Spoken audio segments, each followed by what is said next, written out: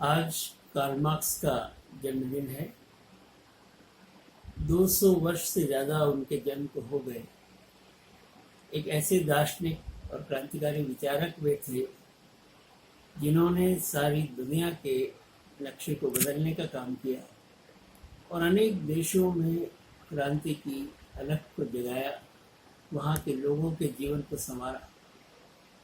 चाहे कितनी भी आलोचना हो कार्ल मार्क्स की, लेकिन मनुष्य और मनुष्य के संबंधों को बेहतर बनाने के लिए उन्होंने जो योगदान किया है वो आज भी याद किया जाएगा और आने वाले वर्षों में भी वो दुनिया को प्रभावित करेगा। उन्होंने अनेक ग्रंथों की रचना की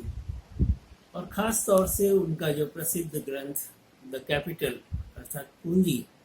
उसने एक पूंजीवादी विकास के मॉडल का विश्लेषण करके ये बताया कि किस तरह पूंजी और श्रम का संबंध मुनाफे को बढ़ा करके पूंजी के विकास में सहायक होता है। उन्होंने सरप्लस वैल्यू का सिद्धांत दिया, जिसमें बताया कि श्रमिकों के शोषण के आधार पर पूंजीपति अपनी पूंजी का विस्तार करता है और श्रमिकों के शोषण का जो चक्र है वो लगातार किस तरह आगे बढ़ता है। आज के दिन कार्ल मार्क्स के विचारों को दोहराने और उनको याद करने की ज़रूरत इसलिए भी है क्योंकि हाल के कुछ महीनों में विश्व में जो एक वैश्विक संकट कोरोना वायरस का आया है, उसने वैश्विक संबंधों को नए सिरे से परिभाषित किया है। साथ ही जो विभिन्न देश हैं उनके आपसी संबंध तो बदले ही हैं, किसी एक देश के भीतर के रहने वाले लोगों के बीच भी संबंधों में परिवर्तन आया है। हम ये देखते हैं कि अमेरिका, यूरोप और चीन 3 ऐसे केंद्र बने हैं जो इस महामारी का केंद्र है। कार्ल मार्क्स ने 1845-46 में ही जो वैश्विक दुर्घटनाएं हैं, महामारी है, जिस तरीके के संकट प्राकृतिक आपदाओं से आते हैं, उस समय में श्रम संबंध किस प्रकार बदलते हैं, पूंजी के संबंध किस प्रकार बदलते हैं और किस तरीके से पूरी अर्थव्यवस्था में परिवर्तन आता है, इस पर अपने विचार रखे थे। अपनी प्रसिद्ध पुस्तक द जर्मन आइडियोलॉजी में उन्होंने लिखा था कि जो उत्पादन के साधन हैं वे ही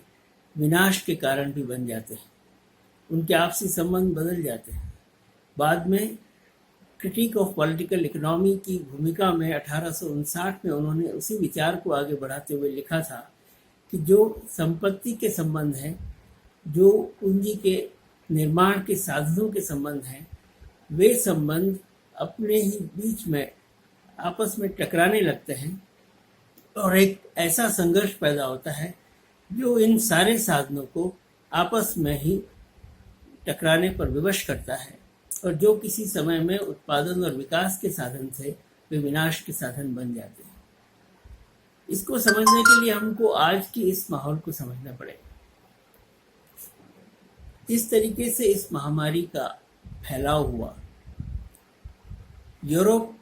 के देश जो आपस में यूरोपियन यूनियन के रूप में संगठित हो गए थे,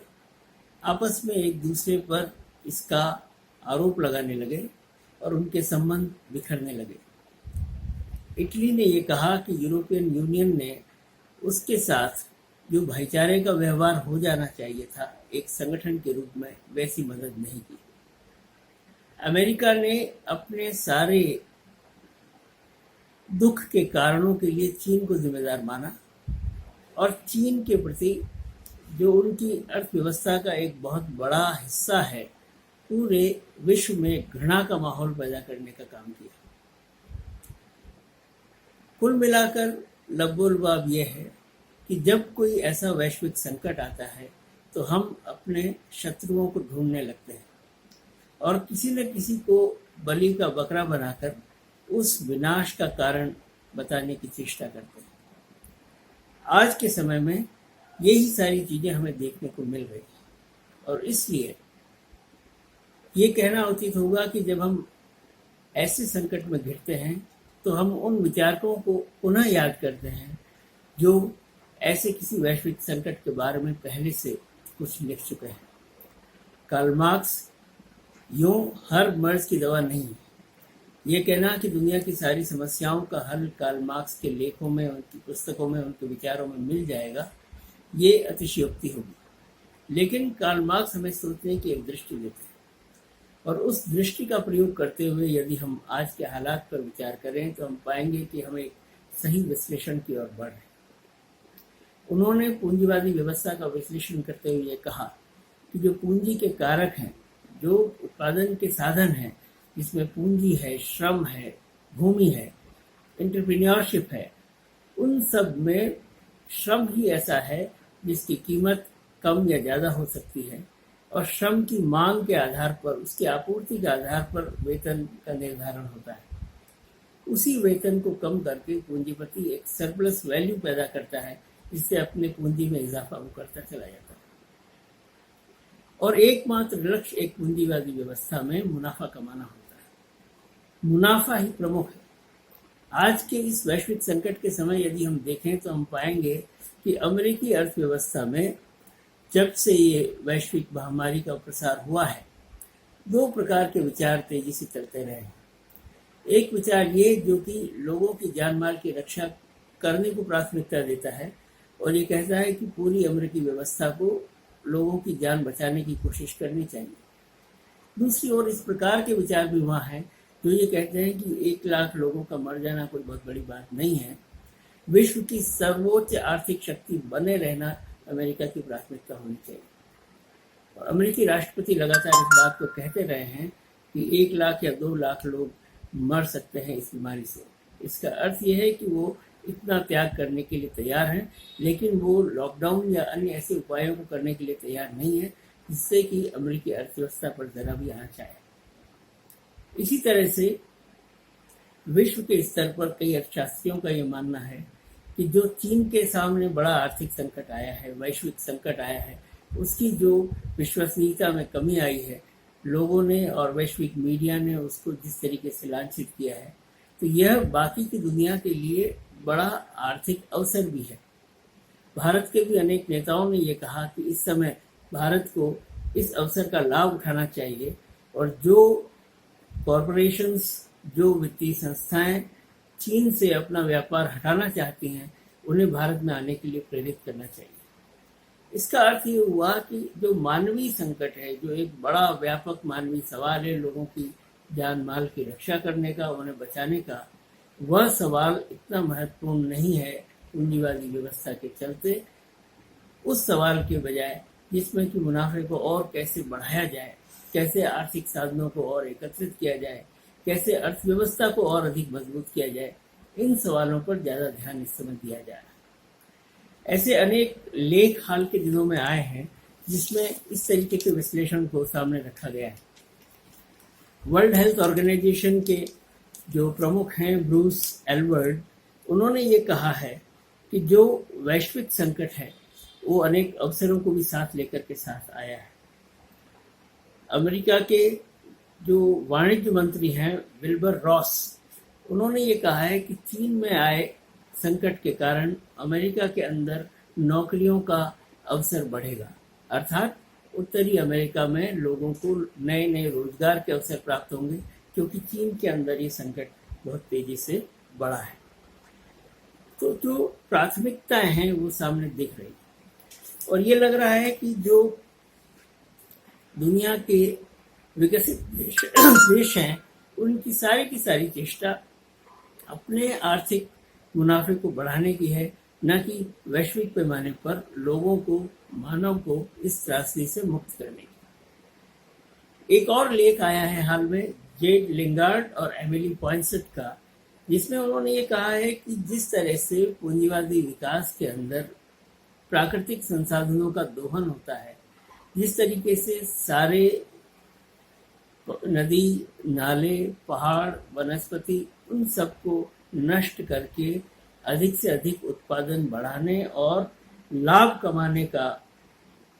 उद्देश्य लेकर के पूंजीवादी अर्थव्यवस्थाएं काम करती है, तो ये सारी चीजें अंत इस किस्म की महामारियों को बढ़ाने का काम करती है। संसाधनों का दुरुपयोग, अत्यधिक दोहन वन्य जीवों के प्राकृतिक शरण स्थलों का अतिक्रमण और वैश्विक स्तर पर पूंजी और मनुष्यों का निर्बाध आवागमन, ये सारी वो चीजें हैं जो किसी भी एक स्थानीय स्तर पर बढ़ने वाली बीमारी को एक वैश्विक महामारी में परिवर्तित कर देती है। तो ये पूंजीवाद का ही एक प्रभाव है जो हमने वैश्वीकरण के माध्यम से भी जाना, जब हमने पूरे विश्व की देशों की सीमाओं को खोल करके लोगों के आवागमन को बहुत आसान बना दिया कि चीन के एक छोटे से शहर वुहान में जो बीमारी पैदा होती है, देखते देखते वो सारी दुनिया में फैल जाती है। तो ये एक बड़ा कारण है कि पूंजीवादी विकास का जो मॉडल है उसके अंतर्गत विश्व की प्राथमिकताएं, देशों की प्राथमिकताएं और लोगों की प्राथमिकताएं भी बदल जाती हैं। अमेरिकी भूगोलवेत्ता और इतिहासकार माइक डेविस ने स्वाइन फ्लू को भी इसी प्रकार एक सिस्टम से पैदा हुई बीमारी कहा था। ये कोई एक प्राकृतिक आपदा नहीं, एक मैन मेड ट्रेजेडी है, ऐसा उन्होंने उस समय कहा था। भारत में जो स्थितियां हैं उसको लेकर के भी हमारे सामने बहुत से प्रश्न हैं। ये बात सही है कि हमारे यहाँ जिस तरह से अन्य देशों में ये महामारी फैली है वैसी नहीं फैल पाई, लेकिन महामारी के अलावा जो ज़्यादा बड़ा खतरा और संकट लोगों के सामने आया वो रोजगार का था। अचानक लॉकडाउन की घोषणा के कारण लाखों मजदूर बेरोजगार हो गए और उनके पास न खाने का सामान बचा, न रहने की जगह। जो कारखानों के मालिक थे उन्होंने कारखाने बंद कर दिए और उसके बाद उनके जाने की कोई जगह भी नहीं बची। ऐसे में जो आंकड़े कहते हैं लगभग 10 करोड़ मजदूर हैं भारत के अनऑर्गेनाइज सेक्टर में। उन सब लोगों के लिए जीवन का संकट अत्यंत गंभीर हो गया और ऐसे बहुत उदाहरण हमारे सामने हैं कि लोग कई 100 किलोमीटर पैदल चल के अपने घर जाने के लिए रवाना हो गए। राजस्थान में बेंगलोर से एक व्यक्ति अपनी 90 वर्षीय मां को साइकिल पर बिठा करके राजस्थान लेकर के आया। गुजरात के अंदर 20 लाख प्रवासी मजदूरों ने वापस घर जाने के लिए अपना पंजीकरण कराया है। तो ये जो मानवीय त्रासदी है, इस त्रासदी का भी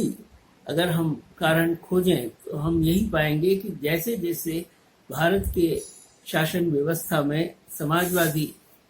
आदर्शों की एक तरीके से उपेक्षा होने लगी और पूंजीवादी मूल्यों को अधिक महत्व दिया जाने लगा, तो ये स्थिति पैदा हो गई कि लोग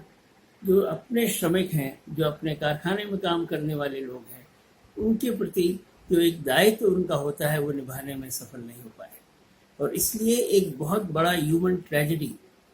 भारत के अंदर मजदूर और वर्किंग क्लास के साथ हुई, जो कि न सिर्फ अपने घरों से बेघर हो गए बल्कि उनके पास वापस अपने घरों और गांव को लौटने का भी कोई साधन नहीं बचा।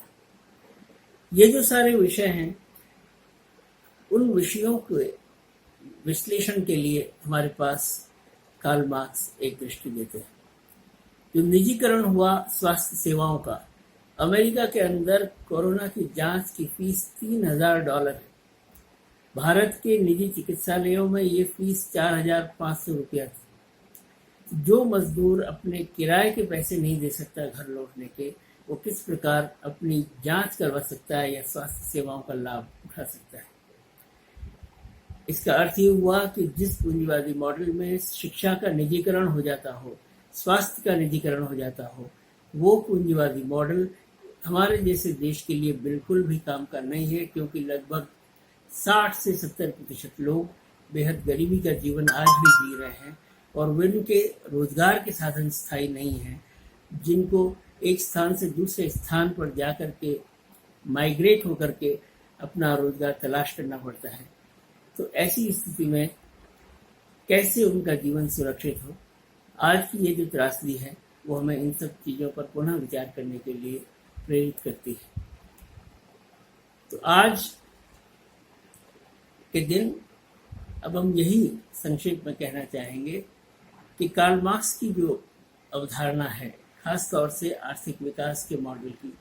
समाजवाद की, और किस तरीके से साधनों के बंटवारे को महत्व दे करके हम वितरण की व्यवस्था को पुख्ता बना करके एक बेहतर मानवीय व्यवस्था दुनिया में कायम कर सकते हैं, उन विचारों की ओर हमें वापस लौटने की आवश्यकता है, जिससे कि एक बेहतर मानवीय समाज का निर्माण हो सके। धन्यवाद सर।